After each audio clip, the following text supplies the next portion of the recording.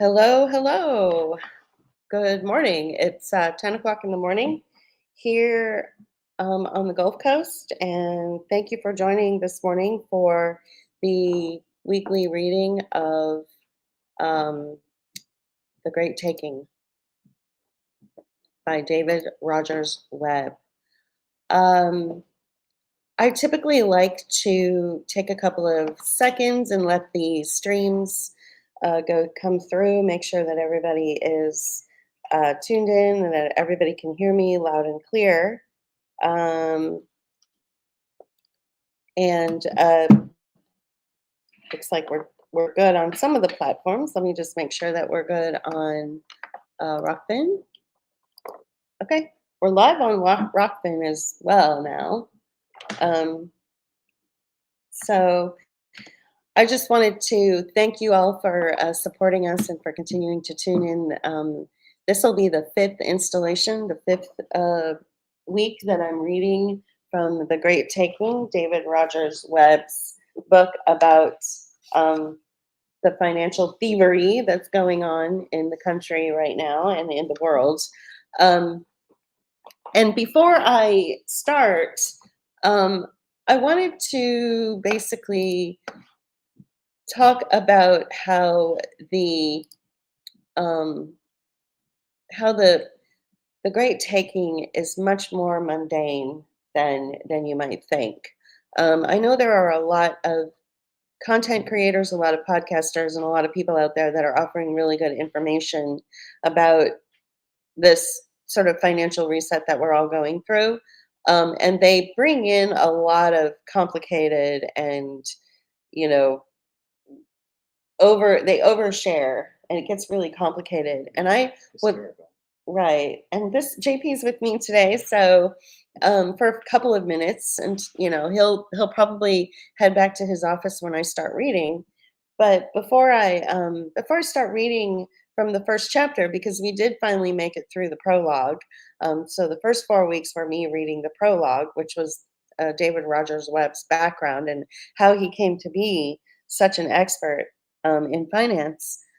So we're finally able to begin the first chapter this week. But before we do that, I want to just give you some examples of this mundane, of the mundane that I'm talking about, how we're financially just really strangled through these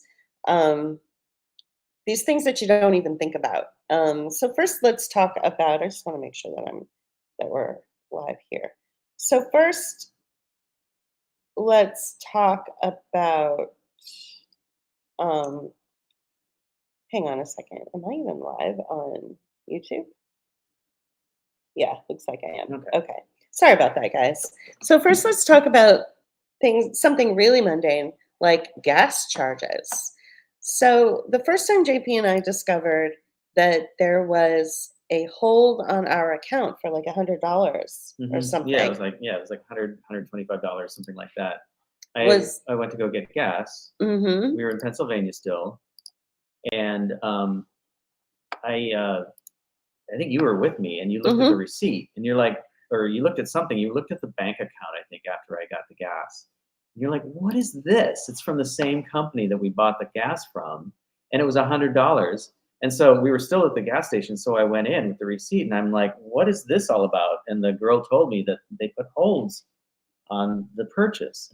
And I thought, well, that's a really weird thing. I mean, I can, from a business perspective, I can kind of understand it, but at the same time, I was talking to Julie about it. I'm like, this is a poor community. This is a place. This is a way for them to. I mean, if you don't have enough money in your account, basically what happens is that you go overdrawn without even expecting it to happen, and so you end up getting dinged by your bank severely because you went over. You overdrew your account. And so you end up paying penalty charges and all these other things. And then that money eventually gets back in there. But if you don't have any backup funds, you're out some money. And if you were expecting to have that $100 in there to cover maybe another check or a bill or something that you had already planned to pay, then you're going to get into even more trouble with your bank. And so this is a way of keeping people poor, but also just punishing people for just being a consumer. And it's not, they're not doing it to punish people. They're doing it to make money. They're doing it, I guess, to cover, any sort of, expenses that might happen if that person was overdrawn in the first place.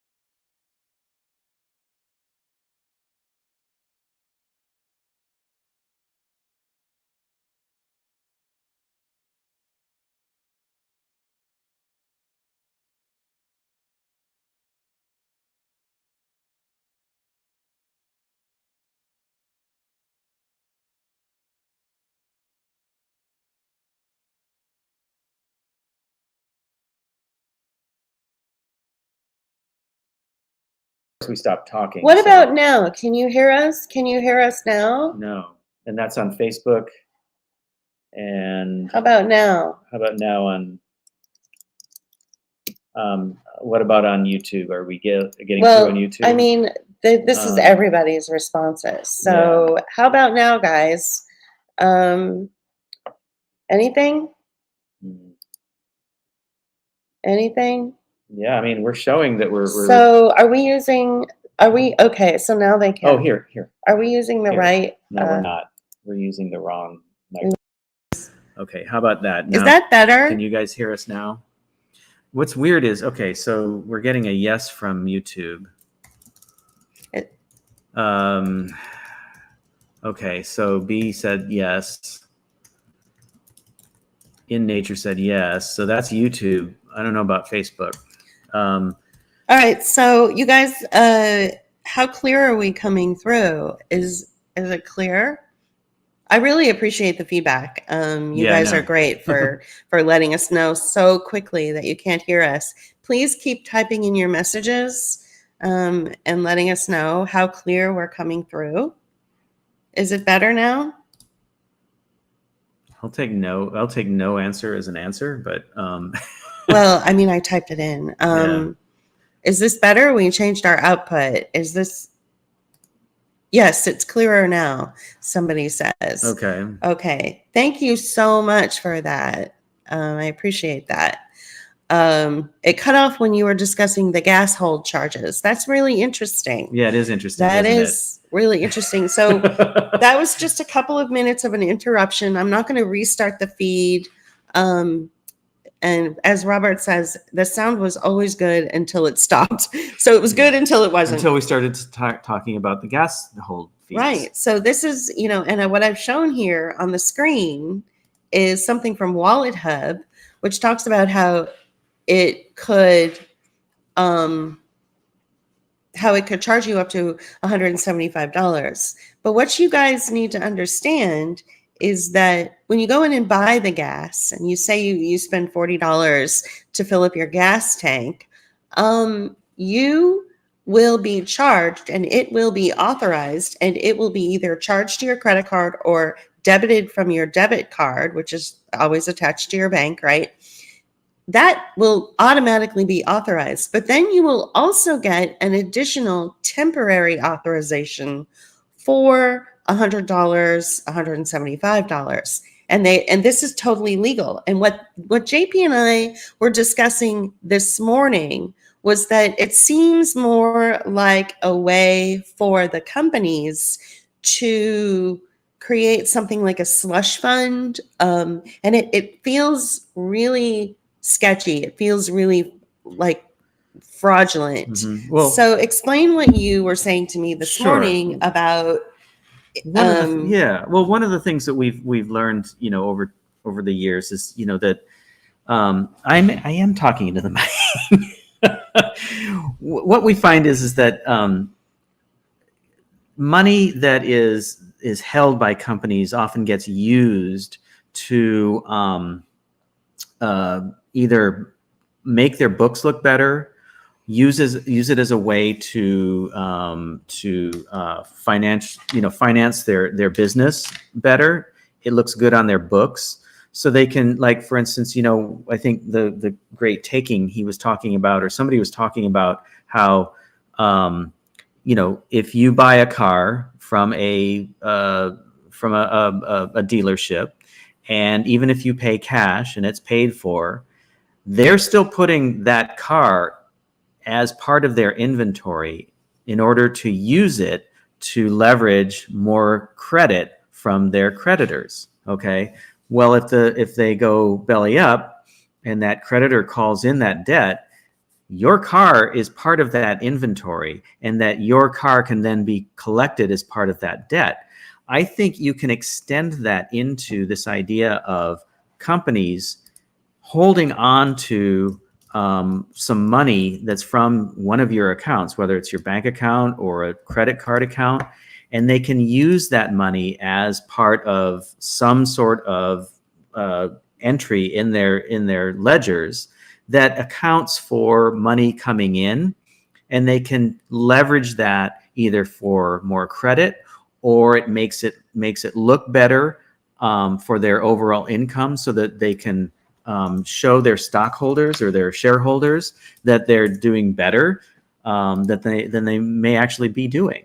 Exactly. So in the case of the gas station, I think what's happening is, the people that are running the companies that own the gas stations are they're on the hook, right? They have to pay their employees. They have to pay, the utilities to keep the lights on. They have to pay for the gas, obviously. So they're probably working in a system that is, that is debt. They're working in this sort of debt system that we've created. And so in order for their investors to say, well, it's worth it for us to keep your company running, but we need to see on the ledger that you've got all these charges that are pending, so that we can say, oh, look at all that money that's coming in. And that's where the consumer gets hit. So the consumer feels it from the relationship that the company owner and their creditors have. It's the consumer that's bearing the brunt of it. And so laws were passed that made it so that the consumer felt the brunt of it. Whereas I think before, there were laws that were passed that said you could not touch the consumer. So something happened in the last, say, 4 to 5 years, where these laws were inverted. Okay. Mm-hmm. So recently I had to go to Pittsburgh to continue what I call my dental journey. And I wrote about this quite extensively in a recent article that I published on my Substack page and also on my blog. But one of the things I noticed, and this is just going to be another illustration about the mundane. Okay, let me show you what Lyft says regarding pending charges.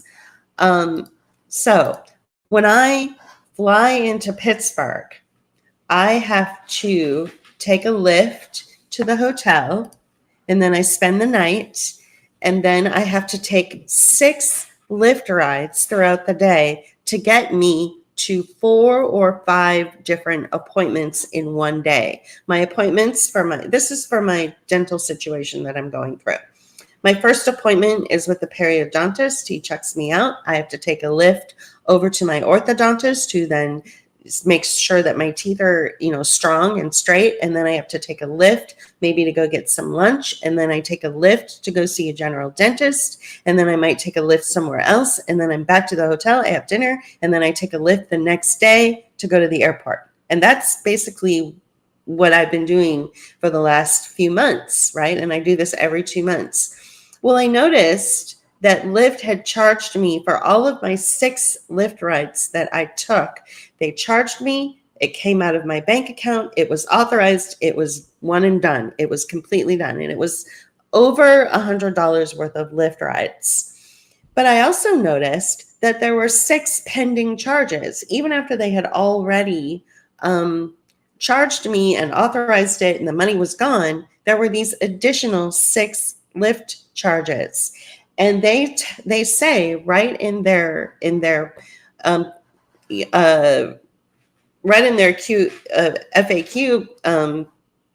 page where they talk about what is a pending charge, they say these pending charges can stay on your bank account for 5 to 7 days. So what I was noticing, so I started to research it a little bit, and I looked into what some people were complaining about. And Reddit is usually a good place to find the real stories. It's one thing to hear your asset, who is your favorite content creator, wax poetic about, what's going on with, the secret societies.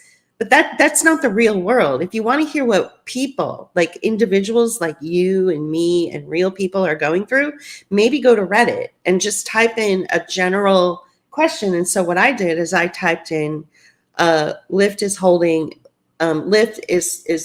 has got pending charges on my bank account or something like that. And there's a whole thread of people that are complaining. They've been defrauded. They've had to file what's it called when you dispute a charge? Oh. They've had to dispute charges for these pending charges because Lyft will charge them. Mm-hmm. It'll go through, and then they'll also get these additional pending charges, which don't make any sense. So the bank has to go in and dispute them. But so Lyft has covered their ass and said, you can't dispute it. You can't do anything about it. We're going to put a pending charge on your account for however much we want for 5 to 7 days. And then what that does is it tells their shareholders and their creditors and the people who fund them, the company based out of San Francisco, not the actual Lyft drivers. Let's not blame the Lyft drivers for this situation. This is a company policy that once again hurts the consumer and puts the consumer on the hook for the relationship that Lyft has with the creditors, just like we were talking about with the gas and the $175 that they hold on your card, even if you've already paid $40 for your tank to be filled, right? So this is so mundane and nobody talks about it because probably most of our audience doesn't take Lyft. You all probably have cars and you may not have experienced the hold on your debit card or your credit card when you're buying gas, or maybe you just pay cash for everything. And so you're not really experiencing this mundane chipping away of your financial stability. It's not, and it's not happening everywhere. And I noticed that, driving across country in different. Oh, right. When we were driving here to move here. Yeah. I mean, I generally did not run into it. Occasionally, and it would be different types of gas stations. Sometimes it was a Speedway, sometimes it was a regular gas station, regular gas station like a Chevron or something, and sometimes it would be like a Love's, like a truck stop. I was surprised at that, I think it depends on its zip code. Honestly, I think I think that it's hitting the smaller, poorer communities more. Right. So you're basically being punished for being poor. So in my case, what happened was, Lyft took all the money out of my account. The bank authorized it. It's one and done. Now I have half a dozen pending charges, and these charges affect my available balance. So say, this isn't how much I have in my account, but say I have $1,000 in my bank account that I can spend. According to Lyft, because of all these wacky charges, I only have that are pending, I only have, say, 800. So I could do one of two things. I could fight it and waste my energy because the bank is basically going to say, it doesn't matter. Lyft's policy says that they can do this. It's going to be a week before those charges fall off and your bank balance will then go back up. But you see how this is punishing the consumer? I guess this is where what we're trying to say is that you're punished for being a consumer. It's almost like you're punished for using a card instead of cash. And believe me, we have started using cash more than we ever have. If you read my recent Substack article or my recent blog post, you would see that I pay cash for as much as I can. So that is another way that we're experiencing this great taking. And it's so mundane and it's so boring and it sounds like we're complaining. But what we are is the consumer that is bearing the brunt of the relationship that the company has with their creditors. Why is it on the consumer's back to pay for these contracts that the creditors and the companies have? Right. And, Julie could probably take a cab. There's not as many cabs available as there are Lyfts in Pittsburgh. There's cabs around here where we live now. There's probably more cabs around here in this small town than there were in Pittsburgh, a bigger city. But you've noticed that how Lyft and Uber have destroyed the taxi cab industry. You could pay cash to a taxi cab driver or use a card, but cash is fine. You can pay cash to a taxi driver. You cannot pay cash to a Lyft driver because it's all done online through your credit card or your debit card. Right. So these systems that have been promoted over other older systems stay with that debit card credit debt kind of situation, which feed into the ability for these companies to do these kinds of things to the consumer. They allow for that. And I think you can point back to the banks when they started they realized that they could make more money by charging little fees here and there than they ever could make from a consumer, from a retail bank situation with just a savings in a checking account. They're not going to make much money from you that way, but they will if they start charging you for this, that, and the other thing. And then if you make a mistake, they can charge you more. Then, I think we started seeing this happening with the hotels and that industry where, it was more of a security deposit that they were using as that kind of hold. Right. They put a hold on your card, when you get a hotel, and then they actually put the charges through once you check out. But I think this is morphed into, we can do it anywhere. We can do it anywhere in any kind of situation, and we can use that money. And we're speculating how this money is, because I can't see any reason why they would do it, because it seems to me there would be fees for them to do that kind of stuff in their own accounts. So they must be making some sort of incentive. There's an incentive for them to do this, not just to punish you. It's so pervasive. Yeah. But it is on the backs of the consumers. Right. And the other thing too, which I think is and then I'm starting to creep into this sort of dystopian hysteria speak, which I really, really try not to do. But if they're going to do it at gas stations, and they're going to do it at hotels, and they're going to do it with Lyft, what's to stop them from doing it at your favorite cafe, where you go in and you throw down your debit card and you buy, a $10 breakfast, and you look on your account and you see that there's a $25 charge. Mm-hmm. And you're like, wait a minute, my breakfast was 10. Why is there $25? And they'll say, oh, well, we have to put a pending authorization. It'll fall off for an additional $15 or something like that. Right. So what's to stop them from doing that at grocery stores or even at farmers markets or cafes? That's why cash is king, right? You've got to pay cash for everything so that you can have money. Yeah. So that because and also the fraud that has come about in our lives over the last 5 years. I mean, we have had so much fraud take place on our checking accounts, our bank accounts, that it's seemed to coincide with these pending authorization charges. It's weird. It's like, are they using third-party systems? Are they using some sort of AI? Like, what are they doing that's causing there to be a vulnerability now in my account? Yeah. Well, to answer this one or respond to this one area, I think that small businesses will not be doing this in the future, but your grocery store. Might. Well, Starbucks, of course. Yeah. Because they're corporations, and grocery stores are corporations. And I think that anytime you interface with the corporation and it's a consumer kind of relationship, that there's a possibility that these holes might happen. The other thing that I wanted to mention is, regarding the fraud, we were talking to the woman, the fraud person at our credit union.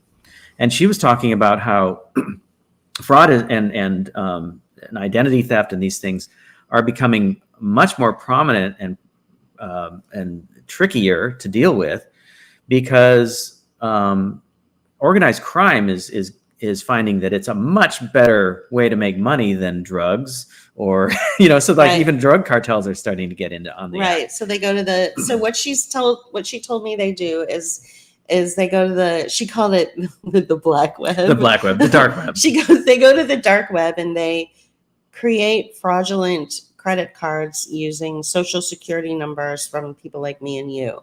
And they're able to generate credit. They're able to open up bank accounts, get cash infusions. And they, with the help of AI. So, I mean, this is really, this financial taking, this great taking in the financial world. David Rogers Webb talks about things from, say, an investment or a debt, basically. A debt perspective, maybe through like the feds and all that. Okay, that's great, but then there's the real world. Then there's the things that you are experiencing that you don't even know about on a daily basis as you're living through your life. The amount of strain that your finances are put under just by wanting to put gas in your car or take a Lyft ride because you've got to get to a dentist appointment. It's the mundane is where it's really going to hit you. I mean, it's one thing if the feds are, creating all their kooky, crazy, whatever, which is what we read about in the book, The Great Taking. But there's also the real. There's also, just going to the grocery store and buying a bag of groceries is now $100 when it used to be $35, So things like that, the mundane that nobody thinks about. I think that what you're talking about with the so-called inflation fits in with what he's talking about. It does fit in with what he's talking about. All this stuff fits in together to where the grift kind of overlaps and becomes really amorphous, and you're dealing with multiple circles overlapping each other in a life Venn diagram, right?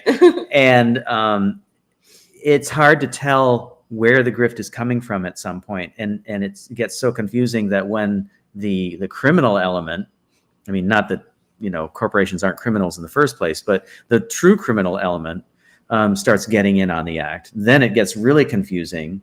And these systems that they're able to manipulate and leverage, the criminals that is, are the systems that the so-called legitimate businesses and banking system set up in the first place. And now we're paying literally and figuratively for the mistakes and errors they made in creating such a shitty system in the first place.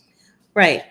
Basically, that's a good way to put it. And speaking of criminals, and then I'm going to start reading from the book, but one more thing I wanted to show you was how we personally have been affected YouTube demonetized our channel. So as you can see here, it says our team of policy specialists carefully looked over the videos you've uploaded to your channel, and we found that a significant portion of your channel is not in line with our YouTube Partner Program, or YPP policies. So as of today, your channel is not eligible to monetize, and you will not have access to monetization tools and features. So I can dispute this, but I have a feeling by disputing it, they're going to say, sure, we'll remonetize you. Just take down all your videos. And I know that a lot of content creators have done that. And then what they do is they continue their channel, and it gets monetized. And what they do is they do like a 20-minute talk where they talk about the mundane, or they talk about something that doesn't really matter. And then they say, okay, if you want to get to the meat of this, go see me over on Rumble. And so that way they're still able to get money from Google and YouTube. They haven't, broken any of the rules or whatever. And then they can continue to actually, talk about, make the content, or talk about what they really want to talk about. The problem I have with that is that it feels like they are self-censoring in a way. Mm-hmm. I know that everybody is trying to earn a living and all this stuff, but I don't know. I guess I'm just really rebellious, and I'm sick of this. I'm sick of this garbage. I think what it comes down to is, you have to work extra hard now to maintain your income.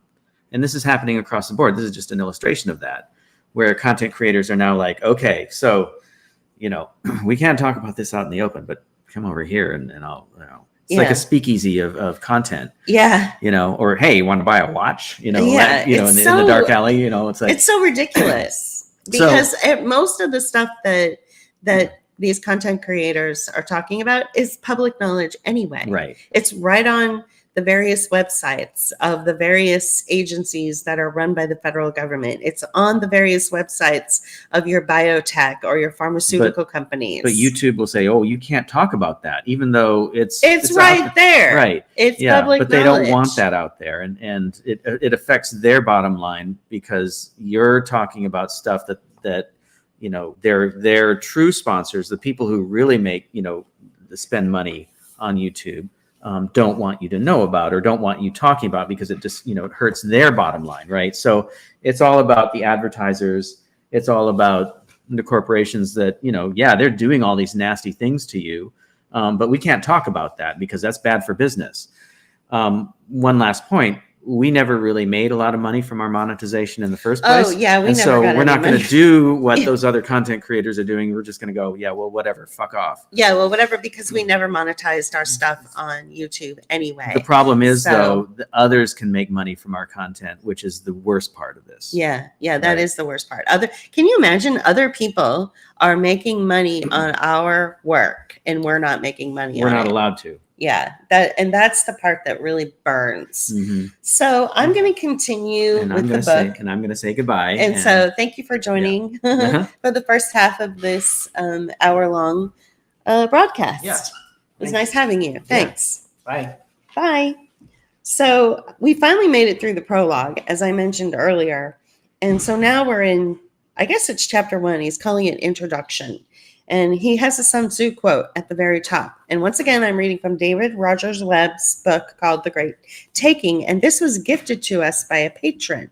And I found it fascinating. And what I really love about it is that it's kind of a short read. So the Sun Tzu quote goes like this: "Supreme excellence consists of breaking the enemy's resistance without fighting." I love this quote in particular from Sun Tzu, and I'll tell you why. And it's going to sound kind of silly, but it's a story about my little brother and swimming lessons. So when my brother was a tiny baby, he had a terrible swim instructor who just threw him into the pool and he almost drowned. And ever since then, he's had a terrible fear of water. And he's, 7 years younger than me. So I guess he's in his, mid to upper 40s, right? So he's had a terrible fear of water. And so when he was a toddler, I would say 2, 3, 4 years old, maybe, it was once again time for swimming lessons. And he did what Sun Tzu talks about. Supreme excellence consists of breaking the enemy's resistance without fighting. And so what he did is once he got out of the car, he went limp. He just absolutely went limp. And he fell down into the parking lot and he said, "Oh, I'm having a heart attack." And he told my mom he was having a heart attack and he went completely limp. And my mom had to drag him across the parking lot into the pool area. And, you know, there was a better swim instructor there who was much more gentle and much more kind with small children. So, but he was definitely afraid. And so he just went limp. And so that's something that we should all be doing as we go through this great taking. We should just go limp. We should not spend as much time on social media so that they can't, cull or gather our personal information and our personal thoughts. Nobody cares what you had for dinner last night. Too much information is being shared and the state is using that against you. So maybe go limp on social media. Maybe start using cash, go limp with this whole credit debt bullshit and start using cash. So, we can go limp in different ways in the same way, and we can resist this without lifting a finger. Don't go to any protests because they are just crawling with FBI agents. Don't, say too much on social media. Who cares? Social media is nothing but a place, like I said, for them to gather your information and weaponize it against you. I would say do as my little brother did and do as Sun Tzu suggested, which is to, you can break the enemy's resistance without fighting, without lifting a finger. You can just say, "Oh, I just have to sit here and not do anything," because they're using your energy against you.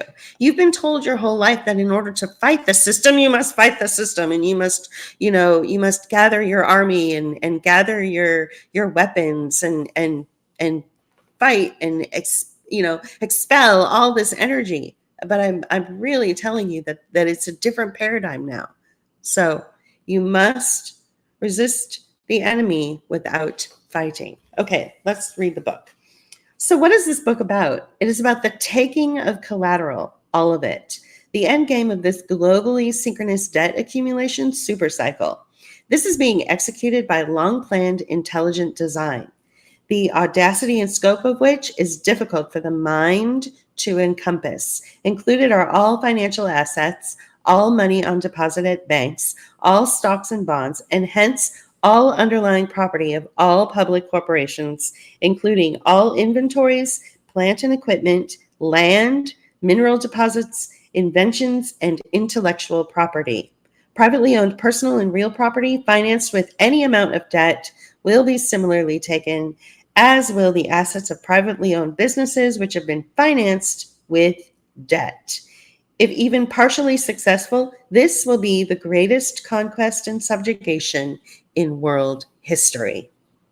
We are now living within a hybrid war conducted almost entirely by deception, and thus designed to achieve war aims with little energy input. It is a war of conquest, directed not against other nation states, but against all of humanity.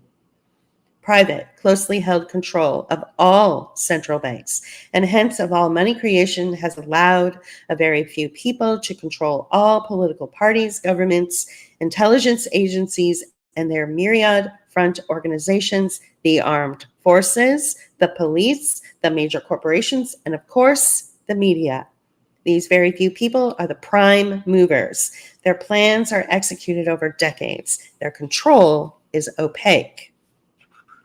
When George Soros said to me, "You don't know what they can do," it was these people to whom he referred. Now, to be absolutely clear, it is these very few people who are hidden from you, who are behind this war against humanity.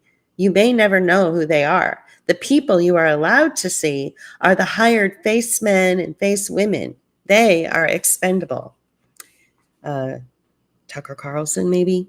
One might seek comfort in thinking that this must be crazy. Nothing like this has ever happened before, but it has.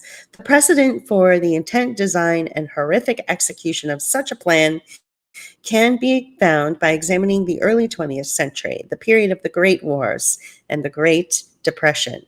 The proclaimed Great Reset, now in progress, however, includes major innovations which will allow unprecedented concentration of wealth and power over humanity through deprivation. How might it come to pass that you will own nothing, as so boldly predicted by the World Economic Forum? It certainly is not about the personal convenience of renting. With the collapse of each financial bubble and the ensuing financial crisis, a story is rolled out, which should now be familiar to you. It goes like this: all of us are at fault. This is something that I really tried to drive home with, especially during 2020 when we were experiencing, the beginnings of the Great Taking. You are alive, therefore you are guilty of something. We just wanted too much and we were living beyond our means. And now our collective greed has caused this terrible global crisis. He's being sarcastic here. The authorities or the regulators had struggled mightily to protect us from our own animal spirits. Their great and elaborate efforts having been demonstrated through decades of work. Despite their good intentions, however, they failed and can't be blamed or prosecuted for that. After all, we are all to blame. In any case, let's look forward. The financial system must be restarted so that we can provide credit to you again, create the jobs, and get the economy growing, whatever it takes. This time, what it will take is all of your property, or what you thought was your property. Here is your central bank digital currency deposited on your smartphone so that you can buy milk. Noblesse oblige. Money is an extremely efficient control system. People order themselves upon money incentives, and thus difficult, dangerous, and energy-intensive overt physical control need not be employed broadly. But the money control system breaks down at the end of a monetary supercycle with collapse in the velocity of money, or the VOM. Remember I told you in part 1, I said you're going to want to look up that term, velocity of money. This is a multi-decade process. Velocity is the number of times that a unit of currency is spent to buy goods and services in a period of time. This is measured by comparing the value of all goods and services produced in a period of time. Your gross domestic product, or your GDP, a term you all know, I hope, with the value of all cash and deposits, which can be used nearly as easily as cash, which is considered money supply. So the velocity equals the GDP over the money supply. Thus, velocity times money supply equals GDP. Lower velocity results in lower GDP.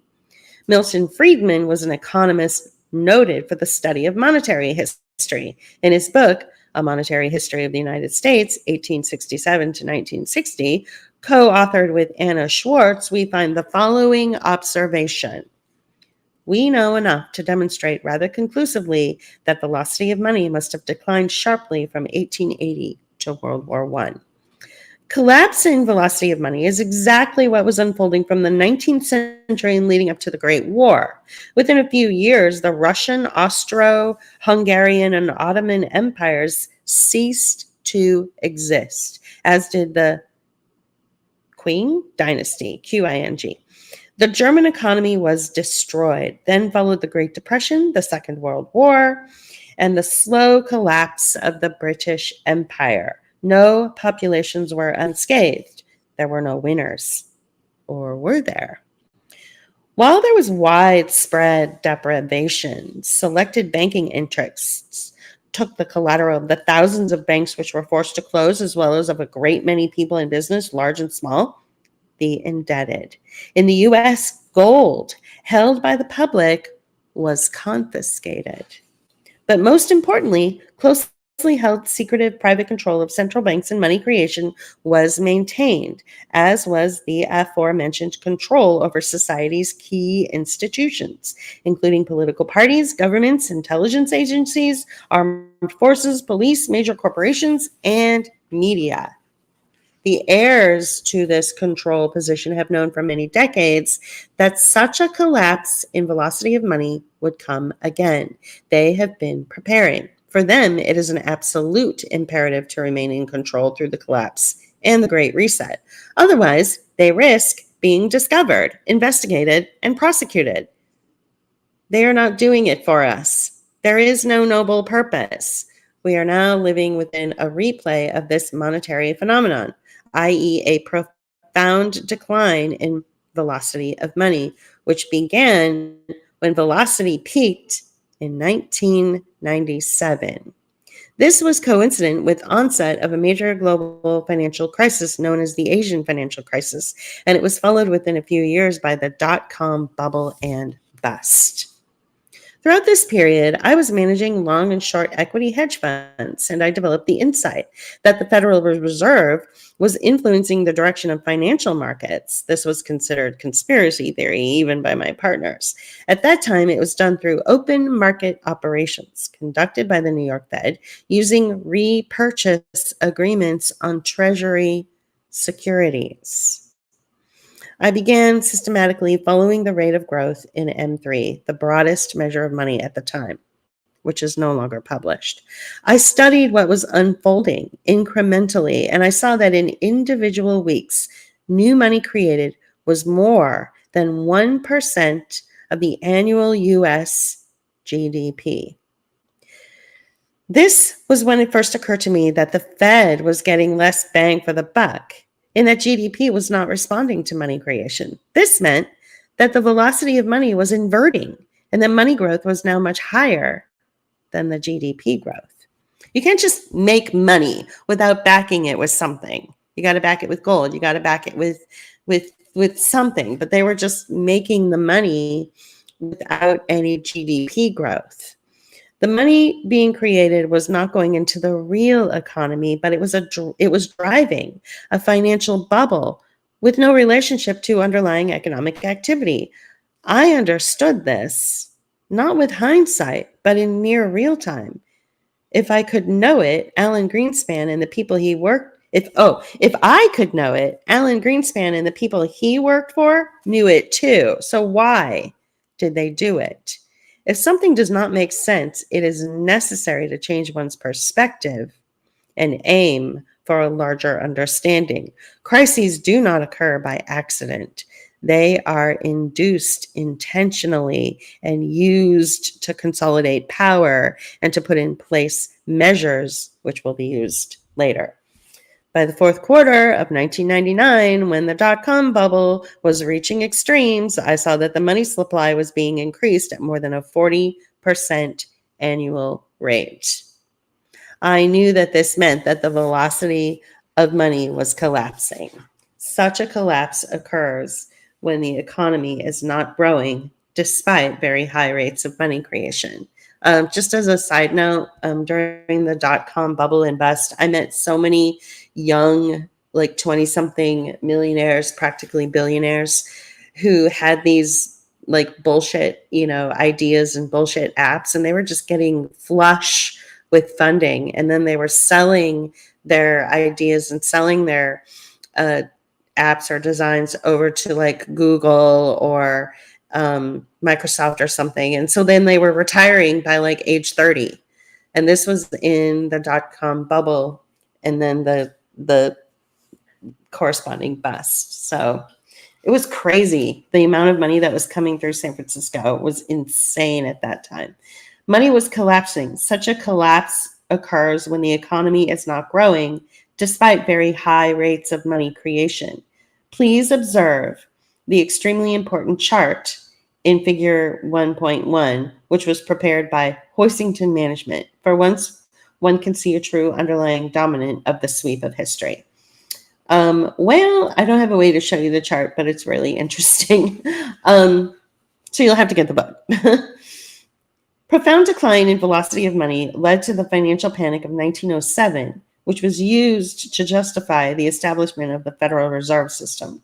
Isn't it interesting that San Francisco experienced a major earthquake in 1906 and that there was a financial panic of 1907? The Federal Reserve Act was passed by Congress in the quiet days before Christmas of 1913. Archduke Ferdinand was assassinated 6 months later. Following a brief recovery in the velocity of money during the Great War, it collapsed further, leading to the closure of banks and the confiscation of gold in 1933. Velocity of money recovered somewhat into the Second World War and then collapsed to a low in 1946, unprecedented until now. Velocity of money has now contracted to a lower level than at any point during the Great Depression and the World Wars. Once the ability to produce growth by printing money has been exhausted, creating more money will not help. It is pushing on a string. The phenomenon is irreversible.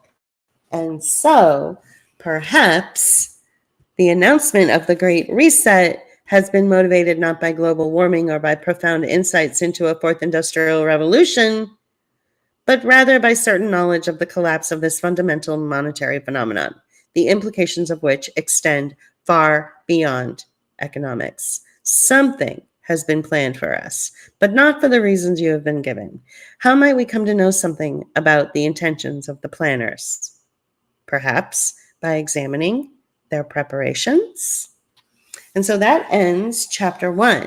Let's read what BC says. There is a Deltron 3030 song called Virus that begins with an excerpt that says global controls will have to be imposed. Right. So this is basically what he said in chapter 1, and I'll try to summarize as best as I can. What it seems to me is that, the entire system was a velocity of money, had nothing to back it. And so as we move forward in time, it just got worse and worse and worse until by the time 2020 hit, it was like, okay, this is not sustainable financially. So let's fake a pandemic and let's fake global warming and do all this, stupid shit with politics and elections, and let's throw Putin out in front of people and let Tucker Carlson interview him and everybody blah, blah, blah, blah. When really what's happening is the shit that I talked about that happened to me, where, everything is designed to just, pull everything out of you, your health, your money. Since the velocity of money is so extreme now, and there's nothing to back the money that they're printing, you are now the thing that they're backing. You, the humans, which is why, in my opinion, they're creating like a new slave type of society, right? But once again, you get into this existential question of like, if we're all slaves and we don't feel like slaves, like as soon as I'm done here, I'm going to go outside in the bright sunshine and go stand by the sea. And, do I feel like a slave? No. I mean, but if you're a slave because of what he's talking about in the Great Taking, which is the taking of your life, not just your assets, but your lifeblood, your life source, then, and you don't realize it, then are you a slave if you don't know? If you're happy? It's hard. These are I keep asking these questions over and over and over again,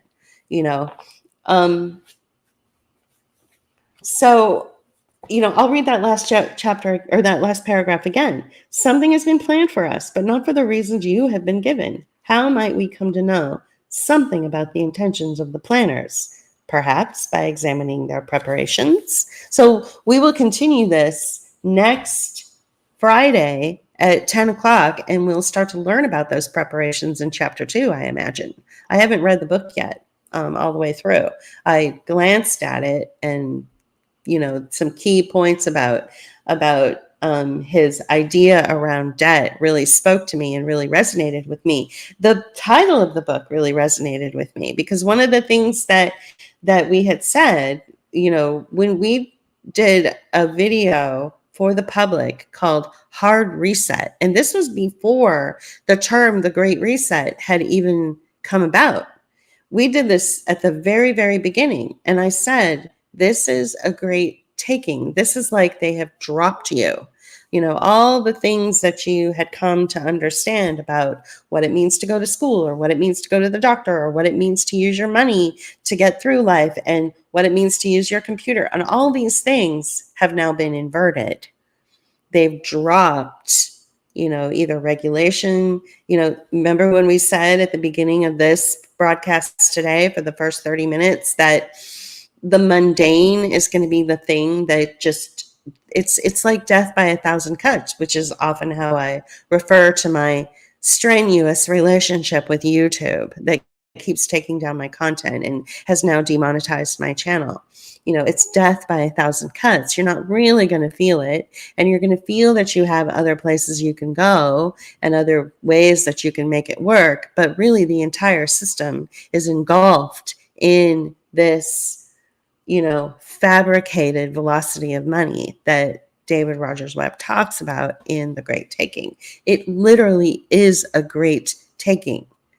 And so the Great Reset was like a cutesy, cartoony term to act as cover for the Great Taking, the taking of so much. Why is it that my good friend that I've known for, since I was a teenager, why is it that he followed all the rules? He never went into debt. He always had money in the bank. He got his master's degree. He went through all the proper channels. He always paid his rent on time. He did everything right as a human being. All the expectations that were put upon him growing up, he met those expectations. Why is he homeless? Because it's a great taking. None of those things that you have been told your entire life that you have to do in order to have financial stability or be a success or gain respect from your peers, none of those things apply anymore. It's all inverted. It's all different now. That's why you have to take a good look at your own life and do what you feel is necessary. I mean, the part where he talks about in the book that I just read, in the first chapter I just read, where in the past they confiscated citizens' gold. People go and buy gold now and coins and metal in order to have something so that if there is a major financial collapse, which looks like we're kind of in one in free fall, that they'll at least have something, that they can trade for, to live their life. But if that's been confiscated, then what do you do? What can you possibly do? And I think one of the things that he's trying to impress upon us with this book is to get out of the entire system that creates money, even cash, as a way to